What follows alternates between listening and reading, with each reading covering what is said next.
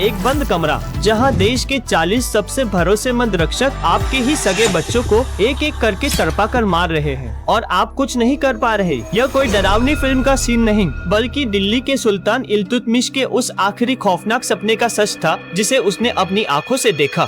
इतिहास की किताबों का सबसे बड़ा सच ये 40 लोग भारत के नहीं बल्कि सेंट्रल एशिया के बाजारों से सोने के सिक्कों के बदले खरीदे गए खूंखार तुर्क गुलाम थे। सुल्तान इल्तुतमिश खुद कभी एक गुलाम था, इसलिए उसने अपने ही रिश्तेदारों के तख्तापलट से बचने के लिए इन वफादार लड़ाकों को दिल्ली बुलाया और सल्तनत की सेना की कमान सौंप दी। इनका काम था सुल्तान की रक्षा करना। असली समस्या तब शुरू हुई जब इल्तुतमिश की वसीयत के मुताबिक उसकी बेटी रजिया सुल्तान दिल्ली के तख्त पर बैठी। सेंट्रल एशिया से आए इन तुर्क सरदारों को एक महिला का हुक्म मानना अपने अहंकार के खिलाफ लगा। विरोध की असली वजह यह थी कि रजिया ने उनसे सेना के अधिकार वापस लेना शुरू कर दिए थे। अपनी जागीरें छीनने के डर से इन 40 गुलामों ने सल्तनत के खिलाफ खुली बगावत कर दी और पंजाब के भटिंडा गवर्नर के साथ मिलकर धोखे से रजिया की फौज पर हमला किया, उसे जेल में डाला और रास्ते से हटा दिया। रजिया को रास्ते से हटाकर भी इन 40 की भूख शांत नहीं। इसके बाद दिल्ली के शाही हरम और कैदियों के तहखानों में इल्तुतमिश के बेटों का कत्लेआम शुरू हुआ। चालीसा के दो मुख्य सरदारों इतगिन और बलबन ने मिलकर इल्तुतमिश के बड़े बेटे रुकनुद्दीन को दिल्ली की जेल और छोटे बेटे बहराम शाह को गद्दी से उतारकर वहीं शाही महल के भीतर गला घोटकर मार डाला।